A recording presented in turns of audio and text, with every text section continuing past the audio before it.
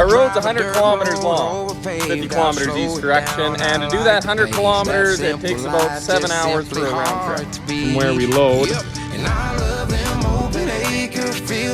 the glaciers up there on the top of the mountains.